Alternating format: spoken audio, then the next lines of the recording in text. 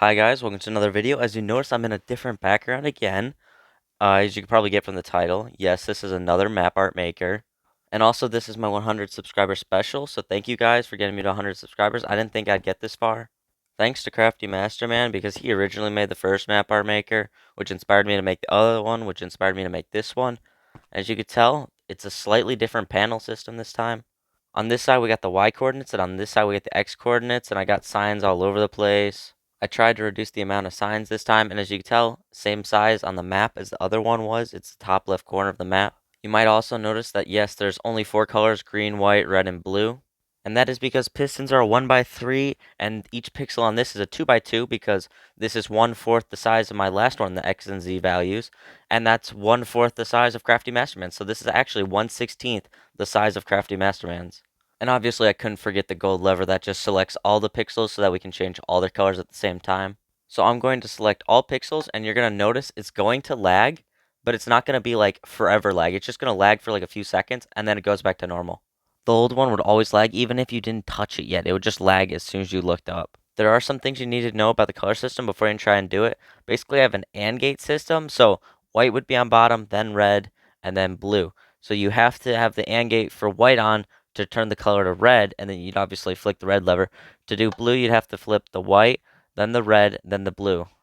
So I got all pixels selected and I set it to white, and look at how much quicker this is. The old map art maker took 20 minutes to just do that. Now look at what happens when I switch it to red. Look at how quick it loads. It just is as quick as it was, and then I can even do blue at the exact same time.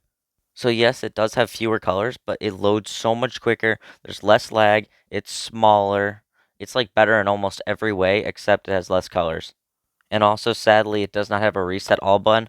But I mean, honestly, if you were to like mess around with this, you could reset every pixels and stuff. Or you could just like get another world, like just copy your world before you get in. If you're gonna reset, you might as well just like load up a new world. And as you can tell, once you flip it again, you can just actually make it go down layers, and you can go all the way back down to white, red, blue. And if you want to go back down to green, you could just flick the white again, and it'll update it to green. I didn't really show you guys this in the other video, but yes, you could actually select the individual pixel values, and you can make them keep their colors. You can do that with this map too. You grab the Y values, and then you can do the X values. It's like a coordinate plane, basically. The X, 1 is on the left, then 30 is on the right, and then for Y values, 1's on the bottom, 30 is on the top. So if I select the Y values, 31 and 32, and then I go to the X values, and also make sure you turn off the select all, because that would kind of suck.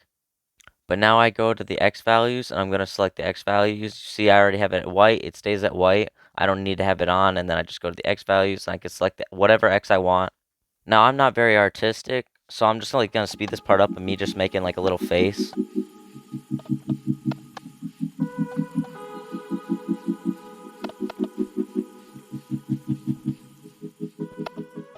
And behold my beautiful art. This is Kevin. He's got a wife and 2 kids, and he lives in Oregon. Okay, enough fooling around. I'm going to show you guys the build now. And as you can tell, it's pretty simple. I mean, just a few wiring. It's really simple.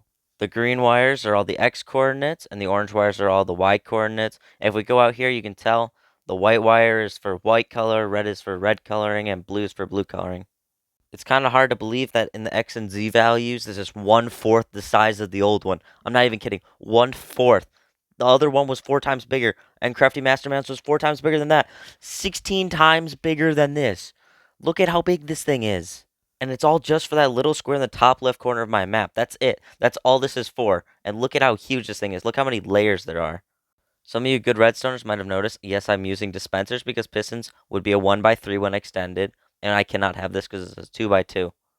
Best part is it saves its value also because you send it a pulse and it lets the thing out. You send it another pulse, it takes the thing back in. Or pistons, you have to keep a constant pulse and then take it away to have it retract. For that reason, this also makes it have less lag, which is kind of an essential considering how laggy the last video was. I don't think I could deal with waiting 20 minutes just to fill all the pixels with a certain color. Jesus, man. That's just going to discourage everyone from even trying to use this. Not to even mention how long this one took to debug. You should have seen how long the other one took to debug.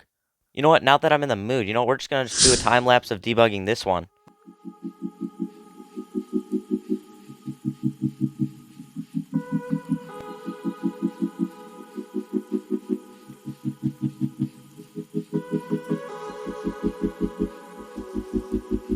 Now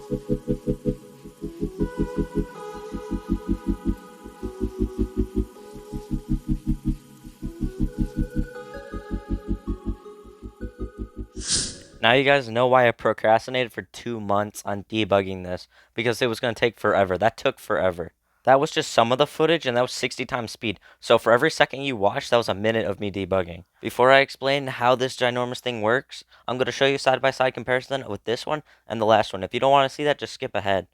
I know it's hard to tell, but if you look at the bottom and just look at the wires, you can tell it's a huge difference. Okay, now we're back in my redstone testing world, and as you can tell, here's a little example of it. This is 4x4 pixels, so this is a total of 16 pixels. That over there is the old map art maker, and that's the exact same X and Z dimensions, but this is 4 pixels. Now the reason I can't do pistons on this one is because each pixel is a 2x2, and a piston's a 1x3 when extended. So as you can tell, it'll affect the pixel over to the right of it, or whatever direction I have it facing. Which means if I have this layout over, as you can tell, this one obviously works, but you can tell it'd go into the block next to it. And if I did this one, it'd just push the piston over, which would ruin the entire system. So some of you guys are probably saying, then why don't I just zigzag this formation? Well, the problem with this formation is, yes, I could do it, but the problem is, how do I send a signal through it and also be able to maintain that signal strength? Because on the old design, you had signal strength going up, and the only way to get signal to go up through this would just be your redstone torch. Which, as many of you know, no matter what, it's going to be a signal strength of 15, so I could only go one up, and then that'd only be one color, so I'd have 2 colors total. There's 3 reasons I chose dispensers. 1, I flick it, send it a pulse, and look, it saves its data. I could turn it back off, and it'd save that data. Or a piston, I have to keep a pulse going. The second reason being, I think it's less lag because a dispenser, it checks when it sends a pulse to it, but a piston, it's always checking when it's extended.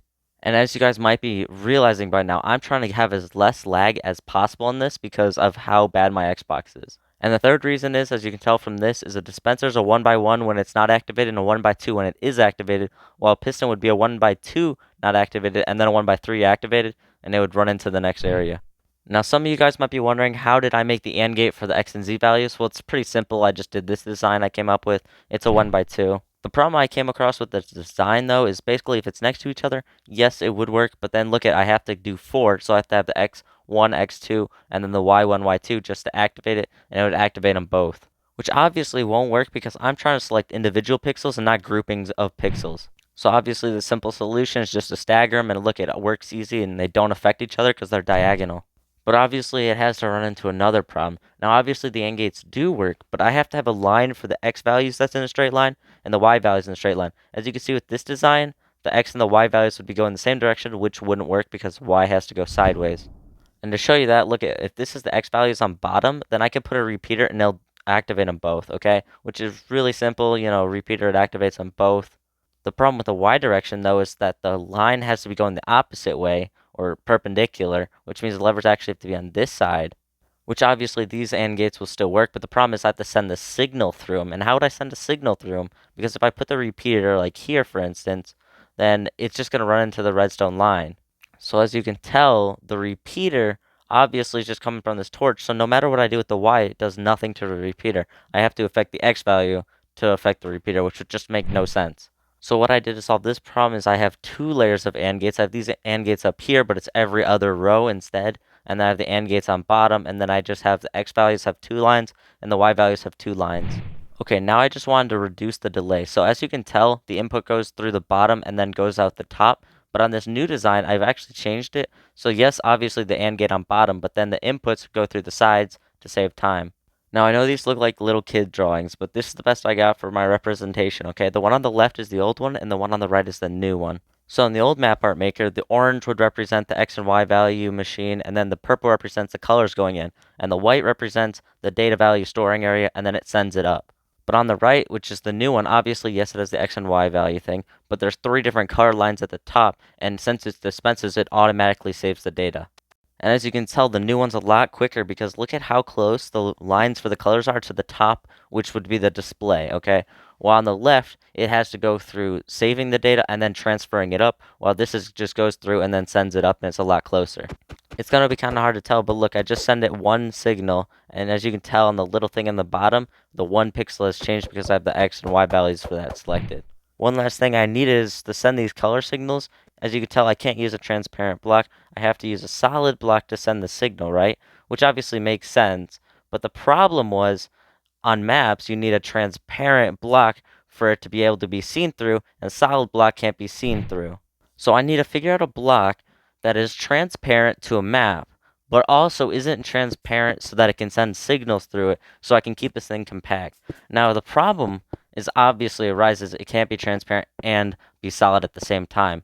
Or can it? You see, these blocks that are on this black right here are all transparent blocks to the map. But if you look right here, a lantern also can send a signal through it. So it's transparent on a map, but it also can have a signal be sent through it. Which on Bedrock Edition, as I'm aware of, is the only block in the game that can have a signal sent through it, but is also transparent on a map, which is a lifesaver. This took hours of head scratching.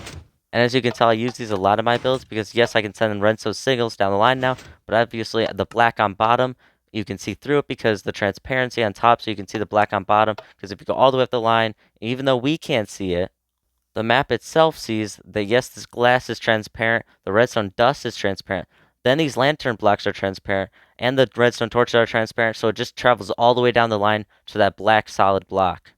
And obviously, if I activate any of these layers, then it's going to be above the black block, and it's going to have white, because I have white there, and then if it was higher, they'd be blue, and if it was higher, it'd be red, because these are all different colored layers, and it looks straight down. Well, that's all for this video. Thank you guys for watching. Thank you guys for getting me to 100 subscribers. That's honestly amazing. And if Crafty Masterman's watching this, thank you for inspiring me to even make a map art maker in the first place. Thank you all.